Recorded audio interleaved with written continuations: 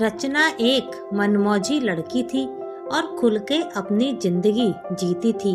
होली का दिन था और सुबह सुबह ही रचना सफेद रंग का सूट पहनकर निकल रही होती है। तभी उसकी माँ माला उसे रोकते हुए कहती है, कहाँ जा रही हो और ये क्या, ये नया सफेद सूट आज क्यों पहना है? क्योंकि आज के लिए ही सिलवाया था ना माँ। होली पर सफेद कपड़े पहनकर होली खेलने में बहुत मजा आता है। बताऊं तुझे, बड़ी हो गई है, अब बाहर जाकर होली खेलेगी। माँ, होली साल में सिर्फ एक बार आती है और मैं ये त्योहार आपके ताने खाकर नहीं मनाना चाहती, इसलिए मैं तो जा रही हूँ अपने दोस्तों के साथ होली पार्टी में। रचना इतना बोलकर घर से निकल जाती है और होली की पार्टी में जाकर अपने दोस्तों के साथ खूब होली खेलती है। उसके कुछ दोस्त उसको पक्का रंग लगाकर भूत बना देते हैं। सफेद सूट में गई रचना शाम को जब घर आती है तो उसके चेहरे पर पक्का रंग और सफेद सूट अच्छे से रंगा होता है और यह देखकर माला कहती है, कौन हो तुम और ऐसे कैसे घुसी चली जा रही हो मेरे घर में? रास्ता भूल गई हो क्या? क्या माँ, मैं आपकी औलाद हूँ रचना, पहचाना नहीं? हे राम, ये लड़की गई इंसान बनकर थी और आई हैवान बनकर है।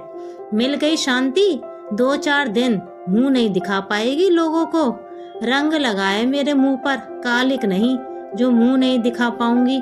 और होली तो मेरा मनपसंद त्योहार है, इसको तो मैं हमेशा ऐसे ही खुल के मनाऊंगी।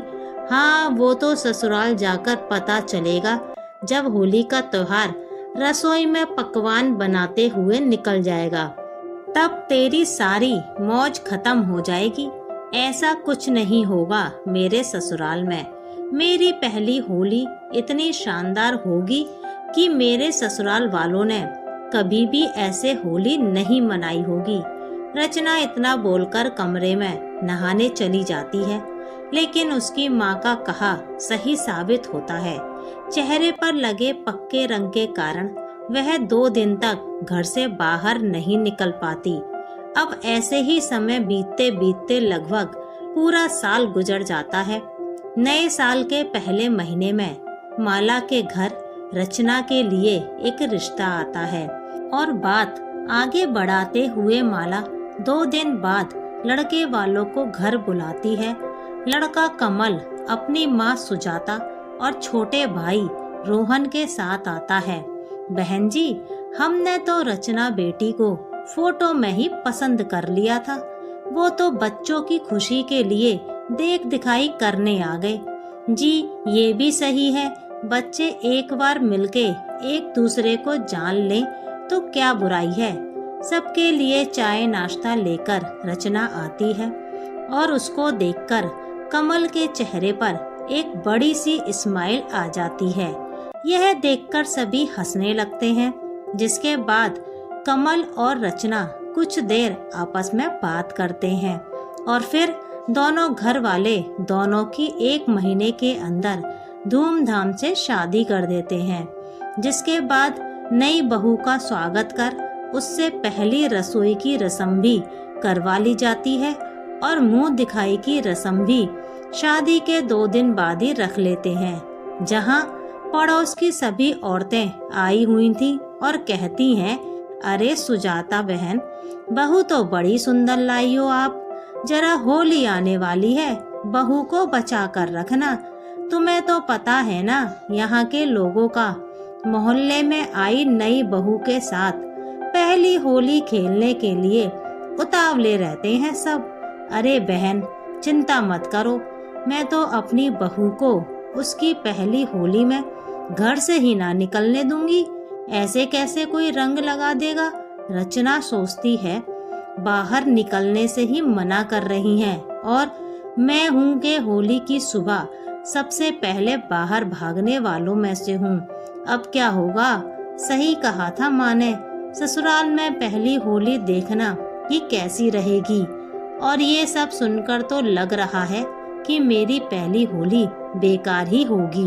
मुंह दिखाई की रस्म तो हो जाती है, लेकिन अब कुछ ही समय में होली आने वाली थी, जिसकी तैयारी के लिए सुजाता रचना के साथ मिलकर छत पर पापड़ बनाने लगती है। ऐसे ही जब एक दिन दोनों सास बहू पापड़ बना रही थी, तो बगल वाली छत से एक पानी का गुब्बारा आकर रचना के पैर के पास आकर लगता है। यह देखकर सुजाता गुस्से में कहती है, कौन है? अरे हिम्मत कैसे हुई मेरी बहू को गुब्बारा मारने की? कौन है? सुजाता बगल वाली छत पर देखती है तो वहाँ उसकी पड़ोसन शारदा का बेटा कुणाल था, जो पानी के गुब्बारे फुला रहा था। यह देखकर सुजाता बोलती है, अपनी भाभी को गुब्बारा क्यों मारा? अरे आंटी जी, होली आने वाली है और ऊपर से भाभी की पहली होली है। सूखा सूखा थोड़ी ना छोड़ देंगे हम भाभी को। अभी तुझे एक बाल्टी पानी से गीला करूं, आया बड़ा दोबारा आना जाए गुब्बारा यहाँ। तभी रचना बोलती है, अरे माँ जी कोई बात नहीं, इन्होंने तो तब भी पानी का गुब्बारा मारा है। मैं तो अपने घर पर गंदा पानी भरकर फेंका करती थी लोगों पर। भाभी इस बार खूब मजा आएगा होली में। चुप कर, करवाऊं तेरे मजे। और बहू तू चल नीचे, कुछ बात करनी है। सुजाता रचना को नीचे लेकर जाती है, जहां वो उससे कहती है, बहू हमारे घर की बहू बेटियां होली नहीं खेलती, घर में रहती हैं, अच्छे अच्छे पकवान बनाती हैं और उनको खाकर अपनी होली मनाती हैं। इसलिए तू भी होली वाले दिन चुपचाप घर में ही रहना। रचना अपने कमरे में जाती है और कमल से कहती है, माँ ने कहा है कि होली घर में रहकर मनानी है। ये मेरे ससुराल की पहली होली है, ऐसी सूनी सूनी मैं कैसे मना सकती हूँ, और ऊपर से होली मेरा पसंदीदा त्योहार है। अब आप बात कीजिए ना माँ से। कमल ने कहा, माँ ने कुछ कहा है तो सोच समझ के ही कहा होगा, और वैसे भी मैं नहीं चाहता कि आपको हर कोई रंग लगाए, आपको तो बस मैं ही रंग लगाऊंगा। तभी रचना बोलती है, और आपको सब रंग लगाए ये चलेगा? अगर मुझे सिर्फ आप रंग लगाओगे तो आपको भी सिर्फ मैं ही रंग लगाऊंगी। ये क्या बात है, मैं अपने दोस्तों के साथ भी तो खेलूंगा।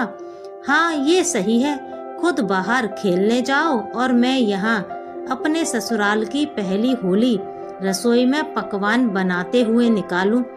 अब आता है होली वाला दिन। होली वाले दिन रचना सीधा रसोई में चली जाती है और पकोड़े वगैरह बनाने की तैयारी करते हुए खुद से बोलने लगती है, बताओ ये है मेरे ससुराल में पहली होली।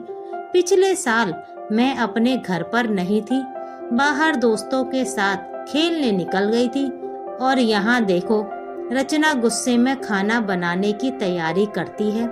तभी रोहन वहाँ आता है और कहता है, भाभी जल्दी बाहर आना, पकोड़े लेकर सब मांग रहे हैं। ला रही हूँ रोहन। रचना जल्दी से पकोड़े बनाकर जैसे ही बाहर आती है तो वहाँ रचना के सारे दोस्त आए हुए थे, जो हाथों में रंग लेकर रचना को लगाते हुए हैप्पी होली बोलते हैं। यह देखकर रचना कहती है, तुम सब यहाँ कैसे? मैंने बुलाया है बहू इनको, आखिर मेरी बहू की पहली होली है, ये ऐसे कैसे तुझे उदास होकर ये त्योहार मनाने देती। मुझे पता चला कि तुझे होली बहुत पसंद है, इसलिए मैंने तेरे सारे दोस्तों को बुला लिया है। अब तू इनके साथ खूब होली खेलियो और पकवान मैं बना लूंगी। माँ जी आप सच में कितनी अच्छी हैं, मैंने सोचा नहीं था मेरी पहली होली ससुराल में इतनी यादगार होगी। तभी रोहन कहता है, माँ आप बहू के लिए इतनी बदल जाओगी, ये नहीं पता था।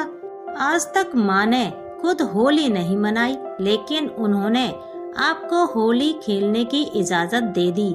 ऐसा है तो माँ जी आज होली पर सबसे पहले मैं ही आपको रंग लगाऊंगी और आप मना नहीं करेंगी।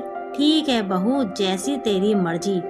इतना कहकर रचना हाथों में रंग लेकर अपनी सास के गालों पर बड़े प्यार से रंग लगाती है और उनके पैर छूकर उनको होली की शुभकामनाएं देती हैं। जिसके बाद वो अपने सभी दोस्तों में अपने पति को ढूंढने की कोशिश करती है, लेकिन तभी दरवाजे से भूत बना कमल वहां आकर कहता है, अरे रचना, मैं यहाँ हूँ।